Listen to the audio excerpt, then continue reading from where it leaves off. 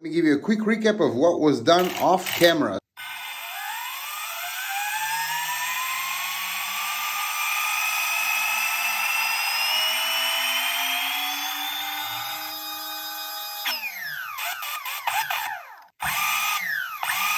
So obviously I did the batteries. I did cut grooves in the chassis here to fit straps all around, of course. Red straps. I don't have a good excuse for it. Those batteries are two 4S connected in series. So we have 8S and 8S, 16S together, but you can't really call it 16S. It's an 8S parallel setup. And you guys might ask, why did I do such long wires for the bridge? Those batteries might serve in other builds as well. So this battery package is ready for another build, and then this small connection will actually be my bridge, and this will go to the ESC. I was trying to make sure that both of them are exactly the same length all around. Ta-ta-da! You ready? I'm actually pretty curious. What, like 16, 17, 18, 19, 20? Oh, 17.8 pounds. So 17.8, wait, how much is a real car, like a normal car?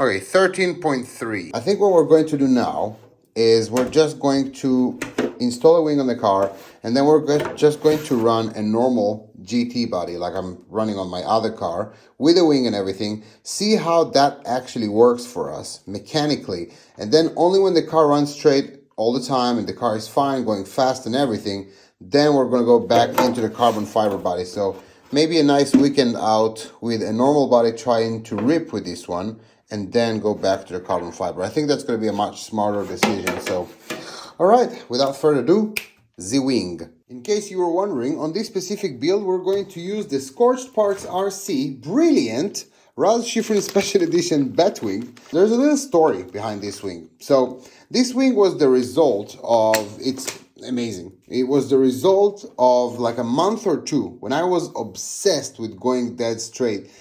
The road that I've been using back in Florida was super narrow and had ditches with water in both sides. And that was the time before I made carbon fiber parts, of course, so I didn't have access to all of it. And I was obsessed with going super straight. So I tweaked it here and there. I make many designs. This wing is after like probably 6, 7, 8 different designs that I tried and failed and tried, and the car was all over the place. Eventually, I got this design, and I said, that's it, perfect. So I have a little surprise for you. This is actually the actual wing. This is the original. This is the first one. When I tweaked and finished the design, this is the prototype. And then when I was done with this one, I called David and I said, dude, listen, people need to have that wing. Like, people need to drive with that wing. Not just that it looks super sick and sexy and like bat wing and everything, like it makes a stance. It really does work. And he's like, all right, let me give it some thought. So he made it. Tried it, and he was like, dude, you're right. It does. Let's make it. So he did. That's the original one, and obviously that matches exactly. This is exactly the part that you're getting today. Like, this is exactly it. Just with a nicer design, nicer finish. David did an amazing job with these. Just amazing. Hardware, the fastening and everything. It's baller. And now after all that waffle, like my good friend Kevin Talbot used to say, let us install it.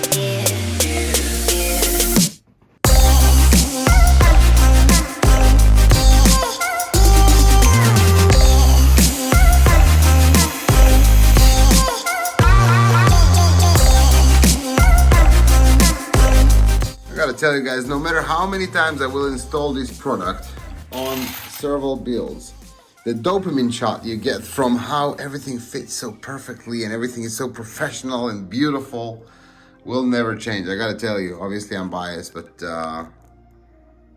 what a product that is. It's just a very, very impressive, well-made, strong, durable, and super functional product.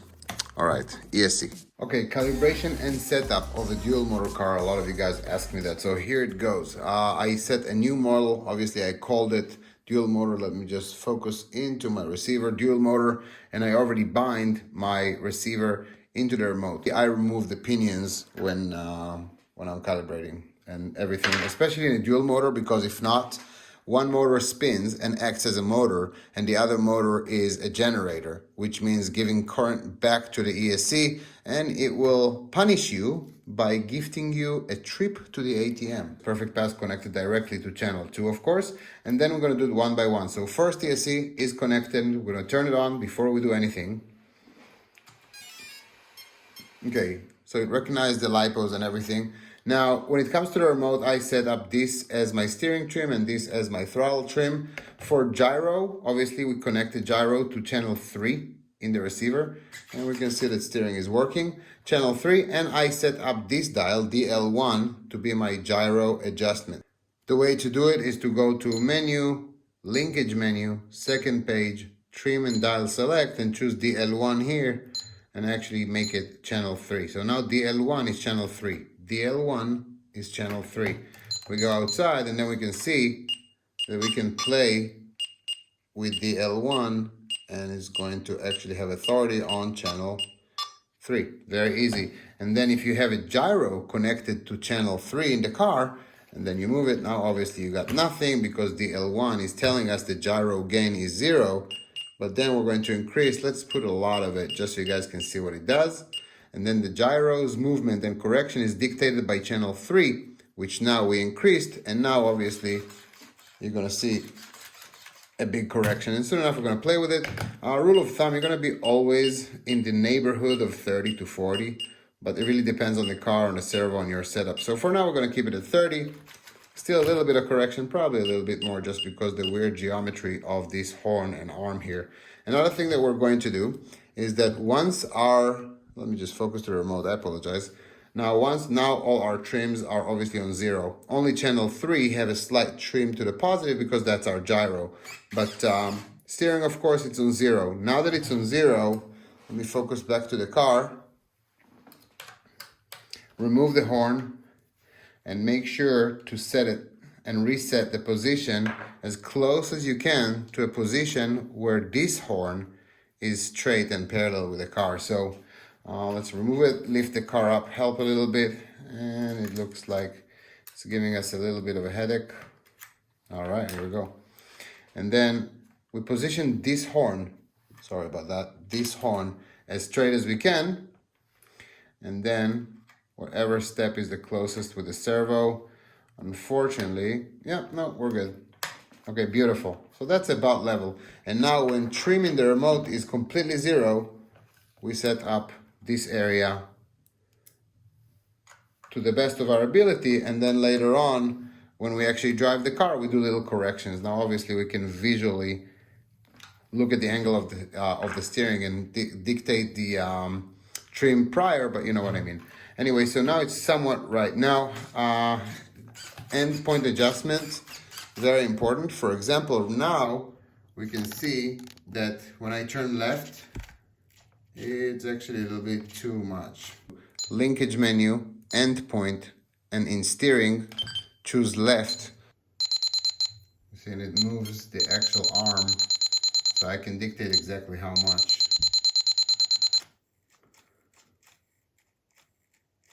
A little bit more. Now this is important, guys. You don't want to overstress your system. Okay, now that is it. This is it. It goes all the way to the left. I can probably give it 2 nudges. Beautiful. It gets there, but it stops. Another crucial part that I forgot to mention, make sure that your gyro direction is correct. So the way I do it, I just set up my gyro gain all the way to full, and then I just move it, and yes, it's actually correcting to the right side. So if my nose goes to the right, it's correcting to the left.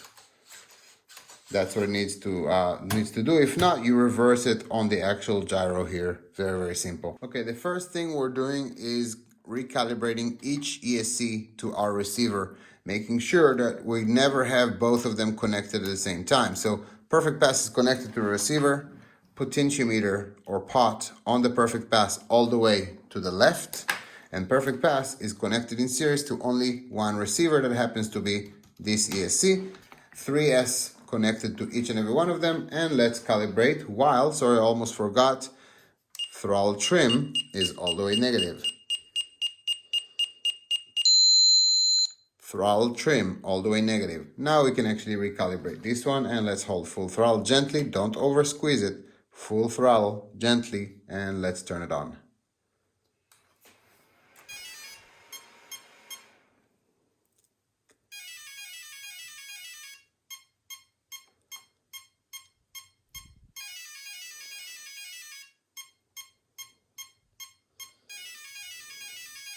And confirmation. Beautiful. So now one ESC is recalibrated. And reverse. Beautiful. Now we're going to turn this off, no need for that, and we're going to disconnect it from perfect pass. And now we're going to do the same to the other one. We're going to recalibrate the other ESC into perfect pass and into our radio. Very simple, same exact thing. Our throttle is all the way to negative already, and it's connected, 3S, connected pot to the left, great, and we're holding the throttle and turning it on.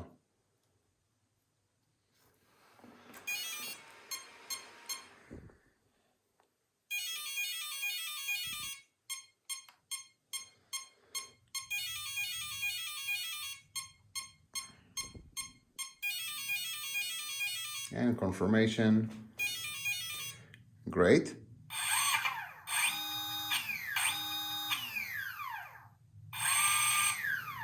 Love it. So now both ESCs are recalibrated to our radio and to our perfect pass. This is the process. We're going to turn this off, and now the fun part starts. So now we actually have to teach both ESCs to work with each other.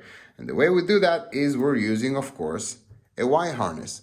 With a Y harness, though, it's a bit tricky because one of them will be the master and one of them will be the slave. We have to decide which one is the master, which one is the slave, by doing just so. So we're going to turn them both off, disconnect ESC, and we know that this was the far ESC. So we know that this one is our close ESC.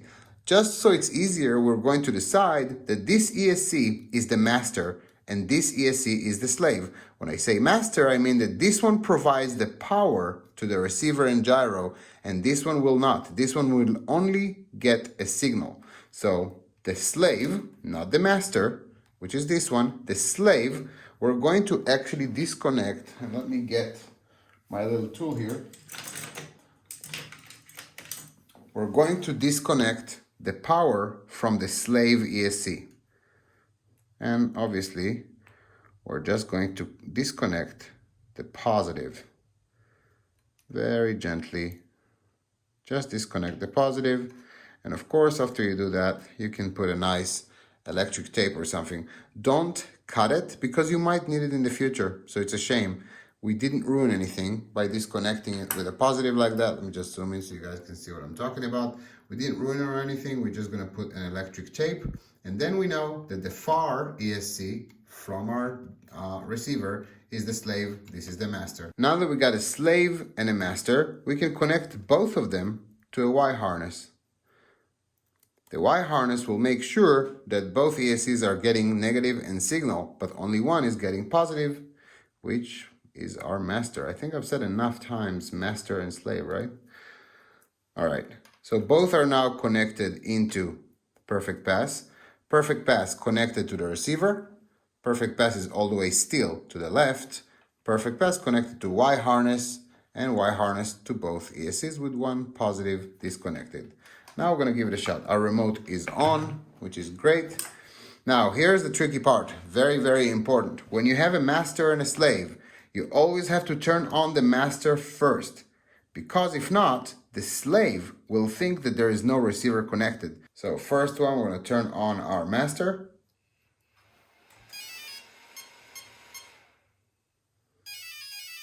And then the slave.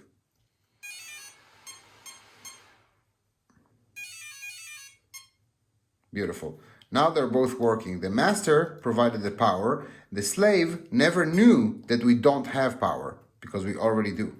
So now both are connected. Both motors should spin, which they do. Beautiful. And now we can actually disconnect power from the receiver. Every time we change setup in perfect pass, we're disconnecting power from the receiver. And then let's put perfect pass all the way to the right. Full delay, the full amount of delay, okay? And now they're still both connected. Both ESCs don't know that only one is providing power to the radio. This ESC doesn't know that he's not providing power to the radio because as soon as you turn it on, the radio already have power. Now, both ESCs don't know that we have perfect pass installed. The receiver doesn't know that we have perfect pass installed, and the ESCs don't know. So this is how that system works pretty much. All the way throttle is to negative if you remember correctly. And now we can actually turn on the slave first. Slave provided power. Sorry, master I meant. My bad. Master and then slave. And now both ESCs are enjoying the benefit of perfect pass. Let's see how that works.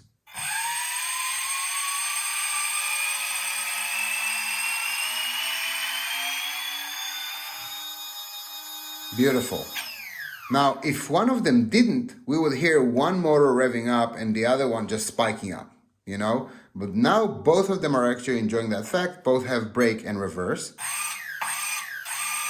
No problem, and both are enjoying it. Let me actually move you guys just so you guys can see the action in real time. Now, don't forget, we connected a 3S LiPo just to make sure that we're not over spinning our motor. So separate 3S to each ESC. Full throttle in 3, 2, 1.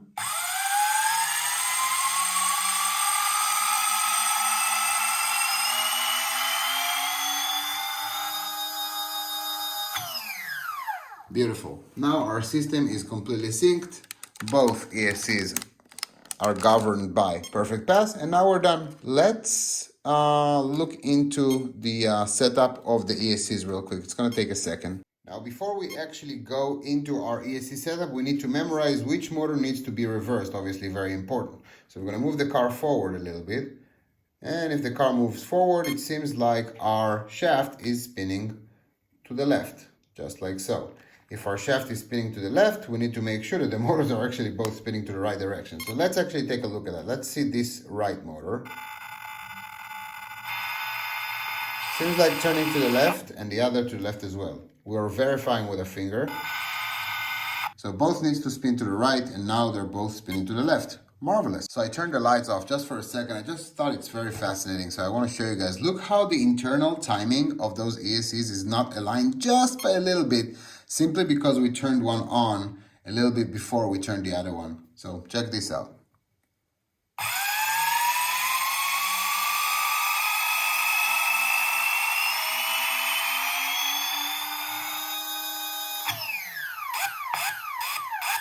Pretty interesting, right? Now this is all perfect pass. Of course, I'm doing nothing. I'm just flooring it. So let me actually show you in real time. This is how it looks.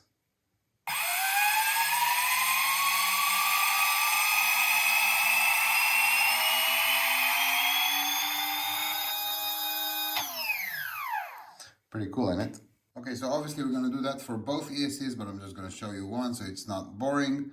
I'm going to go to basic, voltage cutoff, no cutoff, with reverse, 5.5. We can actually give a little bit more oomph to the BEC. We have a good servo and a good receiver that it can definitely take it. So let's do 6.5.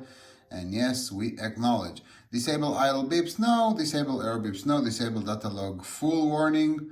No, don't disable it. I actually want to know when that happens. Brake amount 50, sure. Drag, that looks good. I'm When it comes to power, start power low, that's fine. Max power is 100, reverse 50. That's a little bit too much for a dual motor. I would probably do a 25% reverse on these two. Advanced we're not going to touch. Motor direction, remember we said we needed to reverse the motor direction. Smart sense, everything here looks good. Timing is 10, I'm happy about that. Logging, we don't need to touch right now. Software, no. Brake curve, sorry, we just want to make sure that it's linear. Throttle curve, linear. And we can actually update everything. So now everything is updated. Nice. When it comes to logging, yes, we can clear that up. So we're going to leave it at 5 seconds. And then we're going to clear that up. Usually I put 10 seconds just so the resolution of reading is a little bit tighter. But in this case, I'm not really going to go into the ESC too many times on this setup. So we're going to leave that at 5 seconds just so we have a little bit more time. And as you can see, 5 seconds give us 18 minutes of runtime to record. So that's fine. So we did everything. I like to just go through everything and make sure that it's saved. No cutout, 6.5, 50%. Start power low, 125 for reverse.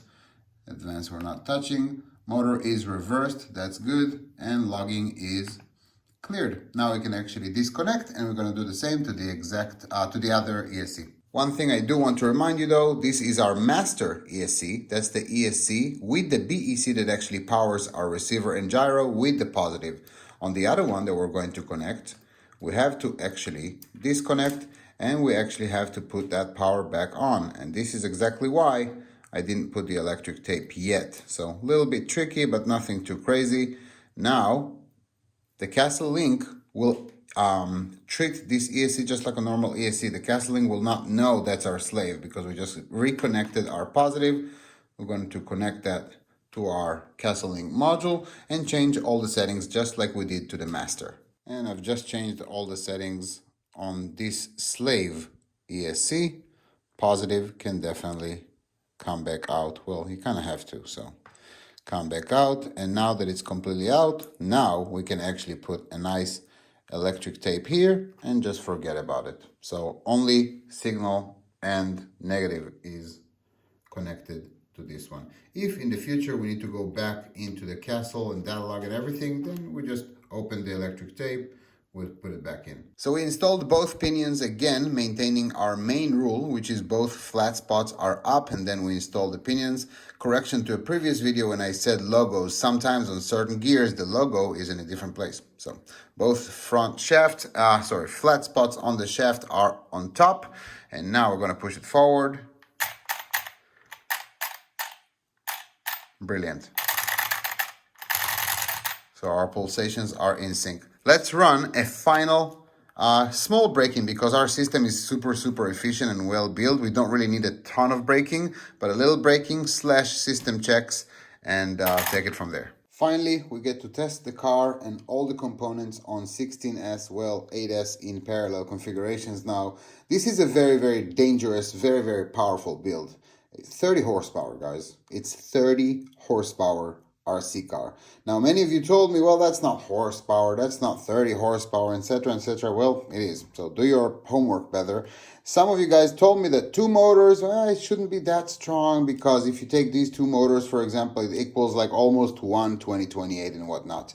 Guys, don't forget, this is each motor with its own 600 amps capability, with its own 8S SMC configuration. So it's not just taking one motor, one ESC, and well, those 2 motors are like one big motor, because here you're talking about every motor is able to deliver whatever this package is able to deliver. So it's double. This is 1200 amps of power delivered to this car. So for whatever it's worth. Anyway, this is a very dangerous car. I'm going to put those plugs right now. This car, last time, let's check, fine. And the kill plug is on. And let's check. Fine, kill plug is on. The last time I drove this car, it spun wheels at 130. I give it a little nudge. 130, 140 miles an hour. All 4 wheels were spinning. And these are foam, like good traction. So there's just a ton amount of power. I trust my products, the carbon fiber and everything, shafts. But again, this is very untested, like territory. I don't know, 30 horsepower. It's just a lot. So anyway, remote is on, and then both kill plugs are on. Master first.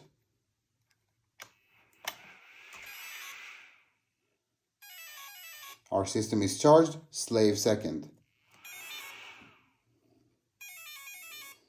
Moment of truth, and I did reverse these two motors.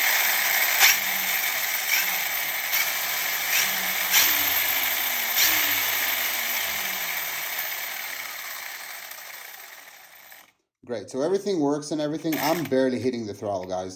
And this is with perfect pass, with kind of forgiving gearing. Like this is just, there's just so much power here.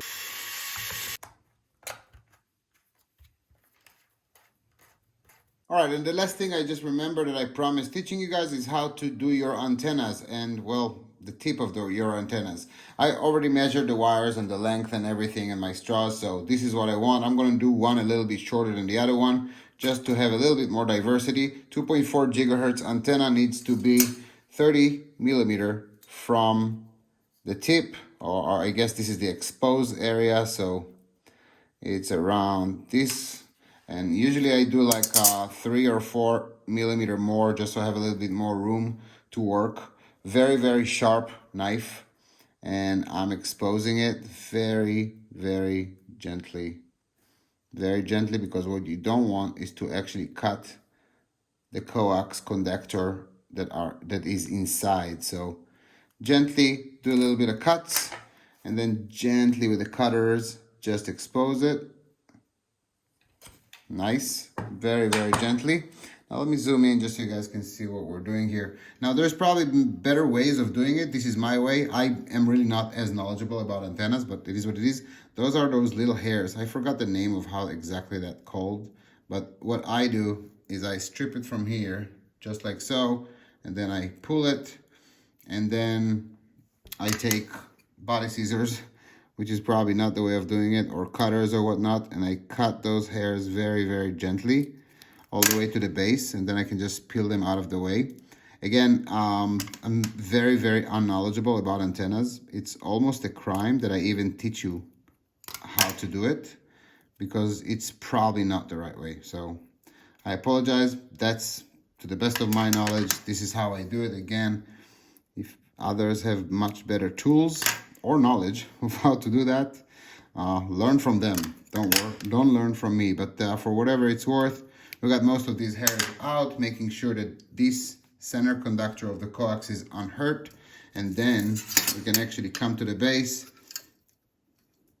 put it on the 30 millimeter line, or 3 centimeters, and then we can see exactly how much left we have left. This is about what I gave it to have a bit more room, so probably like a good 5 millimeter. Then I cut it. This is what we are left with. So an exposed 3 centimeter of coax inside conductor. I don't know. I just don't really know or remember how that's called. So that's it. This is one of them. Let me zoom you guys back out. This is one of them. And then I'm going to make the other one, put some straws, glues, you know the drill, and it's done. This is how you do the tip of a 2.4 receiver antenna. Get your length right. Glue 2 straws one to another, just so these don't spin anymore. And then create a flat spot on this side right here. So just a little bit, nothing too crazy, just so it actually bonds nicely with the receiver box. Guys, I can't believe I'm saying it, but she's finally done. Well, aside for the wheels, I never put my actual run wheels when I build. Those are my build wheels. Before I run, I actually switch it up to Gone Bananas and trim it and everything. I bet you guys are as excited as I am that this video is finally over. That was a long one, wasn't it? It was as long building it, trust me. So everything is done, car is ready to go. Everything is calibrated. Next stop, next video, we're at the runway. We're gonna try it out. No idea what's gonna happen here. I'm super, super excited, and I'm pretty sure you guys are also, because you've been following the journey. I didn't go through setup in this video. So if you are interested in knowing the setup when it comes to shocks, camber, tow, and how I set up my cars, I recommend following this build series. right here. It's actually a really, really good one, and you guys will educate yourself nicely. I'm Shifrin. Again, I appreciate you guys. Thank you so much for your time. I know that you have the option of what you're watching, and you elect to watch me, so super grateful. I read all the comments. Trust me, I see everything. Sometimes I don't have time to answer them, but I do. I'm Shifrin. I appreciate you guys. I'm out of here.